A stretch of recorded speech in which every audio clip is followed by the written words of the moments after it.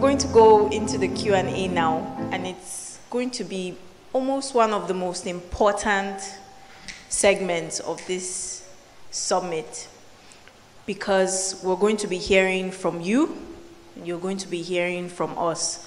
So it's going to be as interactive as possible, and it's going to be fun, hopefully. Who is an entrepreneur?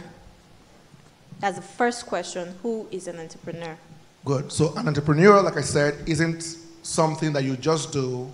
Entrepreneurship is how you think. And entrepreneurship isn't just providing products and services, it's providing value for money. If you're providing value without making money, you have a foundation. It's called charity. So, number one, if you provide product and services that doesn't generate value, you're not in business. So whatever you're producing must bring value, and then when it brings value, there must be commensurate return in cash. Thank you. Thank you very much. Yes. Okay. I'd like to add something to that, to what Architect Apeh has said. An entrepreneur is someone who provides solutions. It's very key. Also, an entrepreneur is the marriage between the dreamer, the executor, and the manager. Many times, people have problems because they have these big ideas, but they can't execute. An idea without execution is nothing.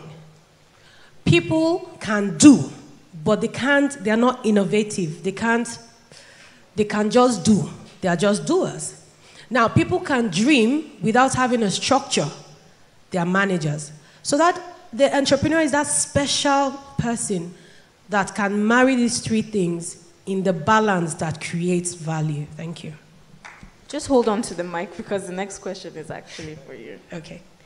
This person is asking, first of all, he's thanking you for the wonderful presentation. Thank you. And he said, he or she, whoever it is, said he doesn't really understand what you meant by see failure as an end, not a beginning. That's what he wrote. See failure as an end, not a beginning. And please, can you clarify paragraphing? Better is the end of a thing than the beginning. Okay, thank you. Thank you for the feedback on the presentation. So, perhaps you didn't hear what I said. Failure is not an end. Many times, people see failure as an end. That's why people commit suicide. That's why people throw things away when time, if they had given it more time, something would have been birthed out of that. Failure can be reframed to see, like I said, it is a well that invites you to draw deeper into yourself. You have come to the end of maybe a phase. You've come to the end of your resources as you know them. So it's actually a beginning. So I think perhaps he didn't hear what I said. Yes. Failure does not have to be an end. Failure can be a beginning. That's. And then what he said, better the end of a matter. Okay. Maybe you can reach out to me afterwards and we can have Bible discussions. Thank you. Thank you very much. Thank you very much. Now, this question, I think, would go to Mr. Isaac. It says, how can I balance my dreams, passions, and career?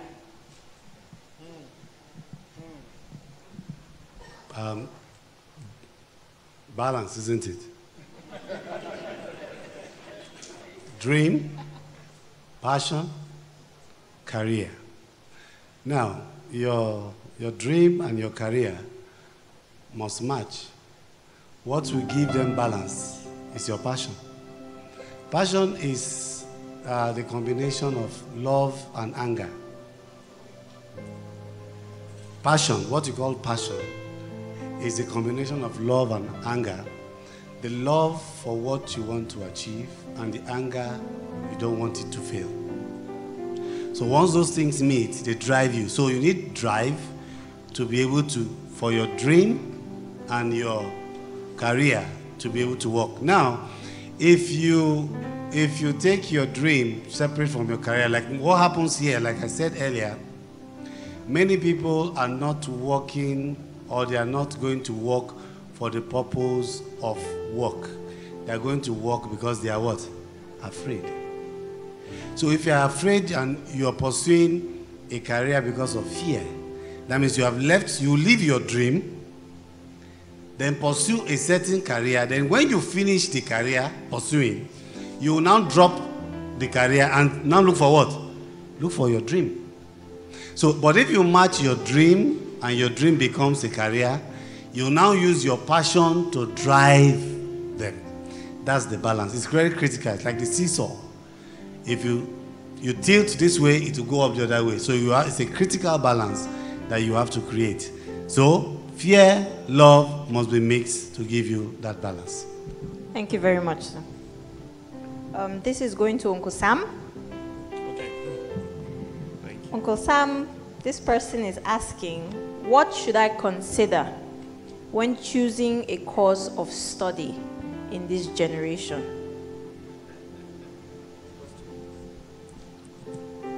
Okay. Thank you.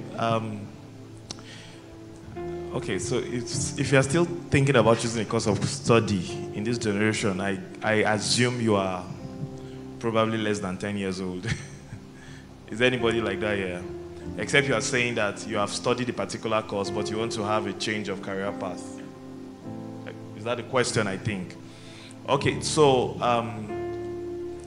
it's known to all of you now that information technology has permeated everywhere, right?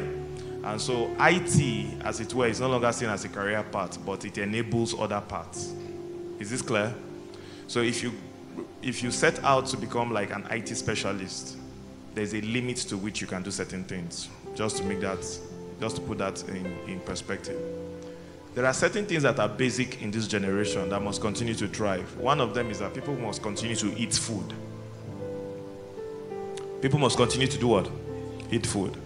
And therefore, agriculture is one way to go. Another thing to think about is that a lot of things are moving towards artificial intelligence. And so if you are going to be able to compete favorably with some folks in these times that we are, you must be talking about artificial intelligence, we're talking about big data issues, we're talking about your ability to write certain kind of programs in Python. I'm speaking big language, in Python. So you can Google all these things I'm saying and get to understand. Now these are some of the things that thrive. I am saying that you want to be able to do a thing that earns you good money. And good money in our context is, say, maybe you are doing a job and you are paid like ₦1 million per month or 1.2 million naira per month. Is that what we're talking about? I'm not talking about doing a job where you are paid 50,000. That one, you can always get this kind of job. Admin officer, personnel officer, all those things. I'm talking about real kind of jobs. So the things to do in this time that make sense is what I'm saying. Artificial intelligence, big data, agriculture, clothing, and entertainment is massive now. But you cannot approach it traditionally. It's not enough to know how to sing. You must be able to apply yourself to other skill sets, that makes you relevant in that space. Is that okay? What other thing? I used to have this. Okay, remember. I used to have the 5 A's of current careers: agriculture, artificial intelligence. There's another one: automations. Automation is something else these days. Right now, people are so lazy. Now there are robotic systems that can help you make your food without you physically getting up and serve the same food. Right? How many of you are aware that we're beginning to go into solar cars? How many of you are aware? How many of you are aware that in the next 20 to 30 years, petrol cars will be taking off our roads? How many of you are aware? So technology is moving that way. So if you are be thinking about things like that. Before now, things like solar systems and all of that used to be privileged things that people have, privileged people. But now, a lot of people are even cutting off from the national grid. and relying solely on solar energy, green energy. Green energy is one thing that is constantly discussed now. People are talking about green energy, clean energy. People no longer want to hear the noise of generators around their house. They still want to have light without those, without those noises that come from generators. So these are things that are really happening now and are making a lot of sense. So choosing a career, of course, you go that path. Thank you, Uncle Sam. I hope that was cleared up as much as possible. Do you want to add something, Mr. Ucheike? Okay, so I grew up in a family where my dad put a very high premium on education, and not just education, professional courses in quotes. So I want to look at it from this perspective. Now, if the person who asked that question is a Nigerian, and you want to study that course that you want to practice in Nigeria, I will tell you to look for a profession that is close to your passion, but that can do several other things.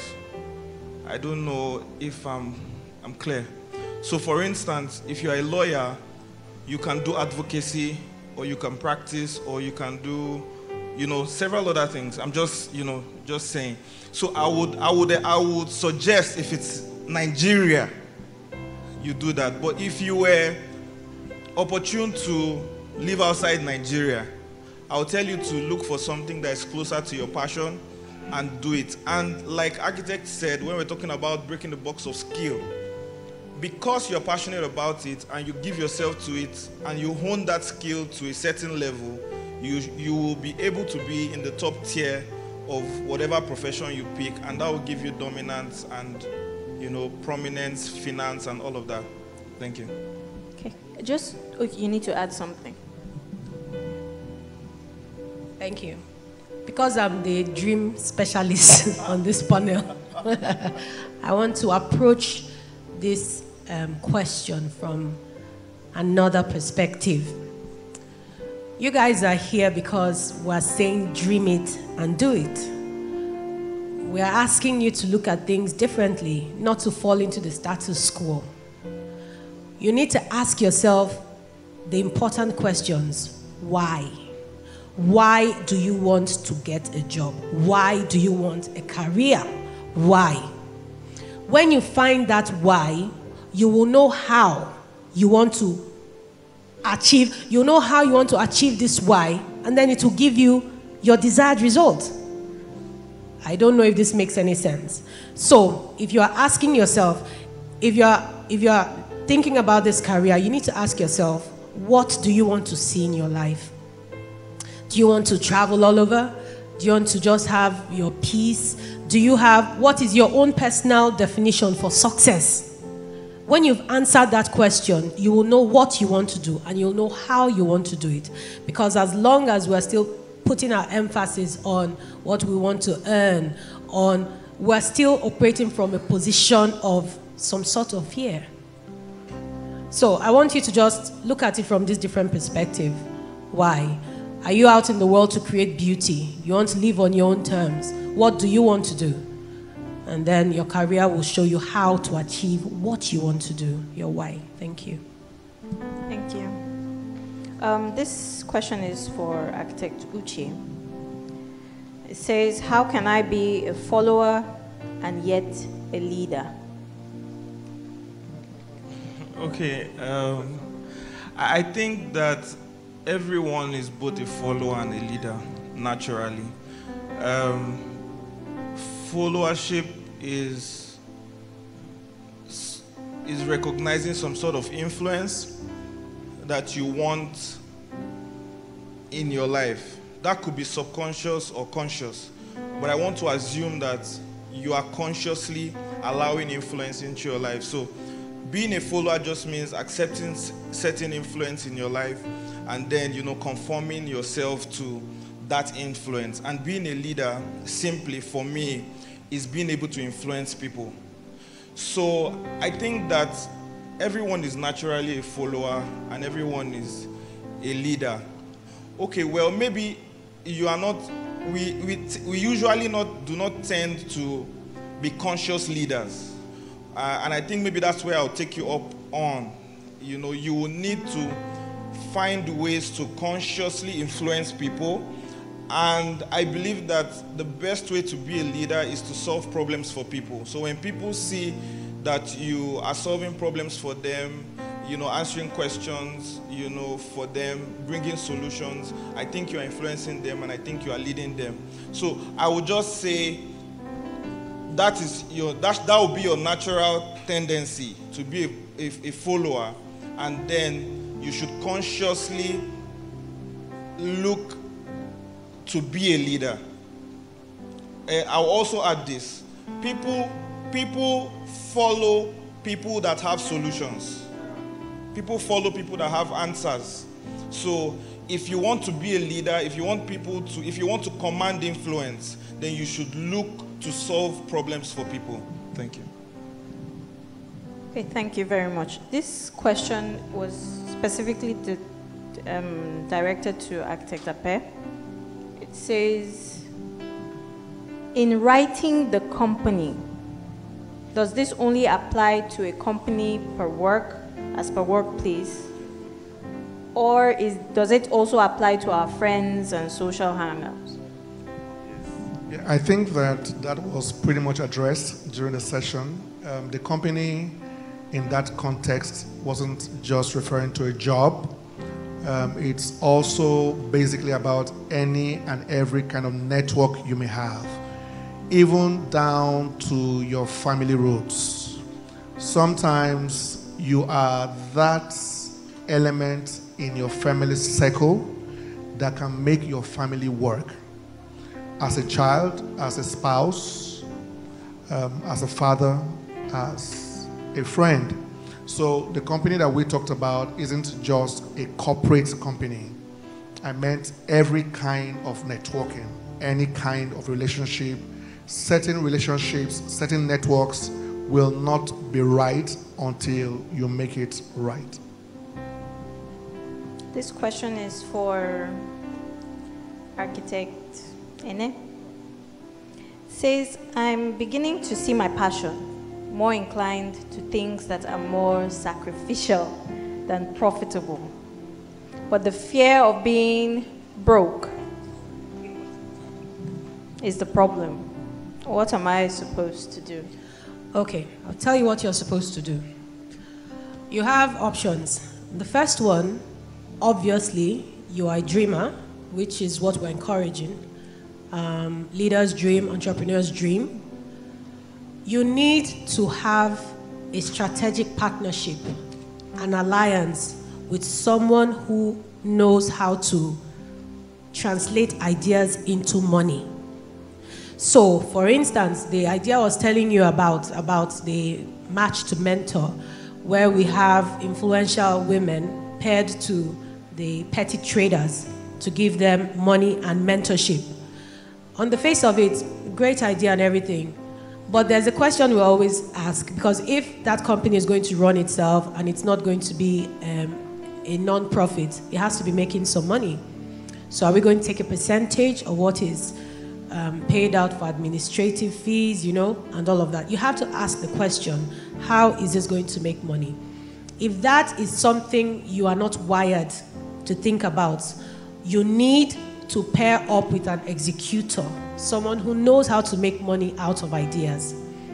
Outside that, you can also train yourself. The entrepreneur, like I said, is made up of the manager, the doer, the technician, and the dreamer. So you've dreamed it. You can also think about how to create this solution and make money off this. After this session, you can talk to me, and I can help you out, because I like to make money. Okay.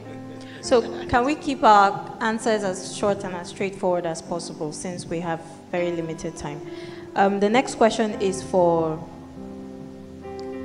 Mr. Isaac. It says, what are the primary ingredients of a successful entrepreneur? Sorry? Okay. All right then. All right, the primary, say again. Primary ingredients of a successful entrepreneur? Fearless. Number one. Because that's what's going to stop you. All that you'll be seeing is obstacles many times. The obstacles are there, but there's a way around it. You know, I talk about mountains. When you have a mountain, instead of climbing the mountains or the mountain, you break the mountain into stones and sell the stones. Do you understand? When you break that mountain into stones, you sell the stones and you have your way to pass. You have to be fearless. Fearless, number one. Number two, you must be a man of courage. You have to be creative. Creativity is very important. And let me tell you, creativity increases with age. So as you are growing older, you should be more creative. What I mean is, you must be stimulating yourself with environments and with people that will help you to get new ideas and creative ways of doing things. Don't be monotonous. Don't do things in the same way. If not, before long you'll be tired. So let the other people add one or two so that we can go. Okay. Okay, so a disclaimer. We will not be able to answer all your questions, and there are some questions that we may not provide apt responses to. But there are basic things I want to let you say to you. I talk with a lot of petals, but today I'm trying my best to be as practical as possible. And therefore, a lot of us are always thinking that we need to start our own thing.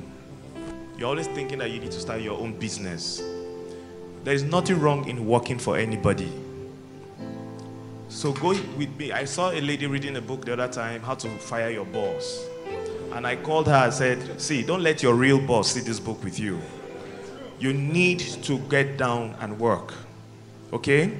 A lot of us are working. Maybe not for people, but you need to work. If you have to work, then you have to work. Is that okay?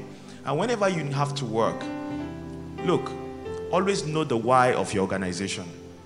There are people that answer, see, there are 3 questions you must answer within every organization. Whether you're a banker, you're a civil servant, wherever you are, you must answer the question of why. Why is that organization existing? What is that organization existing for and how? The security guy at the gate can answer the question of what. If you, as a graduate, within the organization, all your knowledge about that sector stops at what, you're not going to go far. There are people who are wired to answer the question of why. If you cannot answer the question of why the bank exists, why there is a development sector, you can't get to the top. Basic facts. If you're working here and you're working anywhere, wherever you're working, please get out of office politics. Get out of gossiping and whiling away time. Learn to obey office protocols. There are certain things that happen in offices and people take note of, but you're not aware. For instance, they tell you in the office, when you want to eat, go to the canteen. A lot of you here defy those things. You sit down at your table, your laptop is by the corner, and you're just eating your red yam and red oil, or bole and granuts. Some of these things, your bosses and some people watching you may not talk, but it takes away a tint of professionalism of you. Do you understand? A lot of you here are graduates for many years, but you still have an issue with how you dress to work. Your colors don't match. You're putting on a yellow trouser, on a red shirt with a brown tie. I mean, that can't be the manager. That has to be an ice cream seller. So you need to address some very basic things around your life. The English you speak matters a lot. The grammar, the vocabularies you use within your office premises and all of that, all of those contexts, they matter. These are some of the things that account, these are some of the things by which people judge you, but you are unaware of. Is that okay? So there are a number of things, that basic things that we need to address, here and there, in our work life and all of that. Look, I have a friend who earns 1.8 million naira every month. That's not bad salary. There are few businesses that give you that amount every month. Do you understand? You want to know what the person does? We'll talk that's to another day. He actually works with the UNICEF. He's a Nigerian. He earns 1.8 million every month. So you can actually work and make money. Do you understand what I'm saying? So there are jobs you can do, there are things you can do, but you have to be tailored. You have to be trained for those places. You don't stumble on them. Is that okay? Thank you very much. In line with what he has said, not everybody is an entrepreneur. In this time and in this age, entrepreneurship has been romanticized. So everybody wants to be one. We see flashy lifestyles on Instagram. Nobody tells you the tears it takes to be an entrepreneur. I remember when I first started, sometimes I wouldn't get out of bed in the morning because I needed 1 million naira only. Yes, and then I graduated. Sometimes I couldn't get out of bed because I needed 5 million naira only to pay some things. And I graduated to looking for 10 million. So the point is, entrepreneurship is not a walk in the park. I don't believe everybody is an entrepreneur. In fact, and it's not a bad thing. There are people who are career people. They want to see their progression. There are people who want to do the 9 to 5. You pay them their salaries, they are loyal. There are people who are business people. They see opportunities because a businessman is different from an entrepreneur. They see tomato in Jos, they want to take it to Lagos. It's simple as that.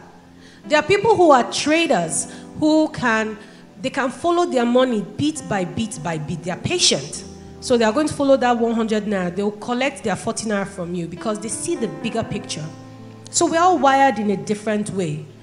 Not everybody is an entrepreneur, and it's not a bad thing. So I believe that what makes that entrepreneur is there's a way that people are wired. Now, it's going to take us into another conversation of nature versus nurture, which is a totally different conversation to have.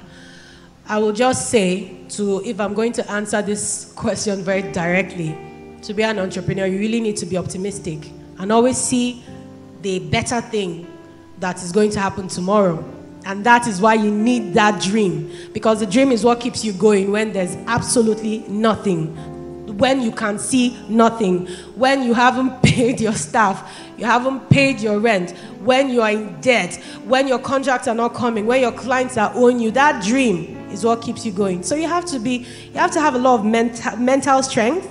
You have to be very optimistic. You have to be a soldier. Thank you. Thank you so much. Join the military. Okay. Uche and I. Okay. Finally, this is the final question. Someone is asking how he can reach some of the speakers. Okay.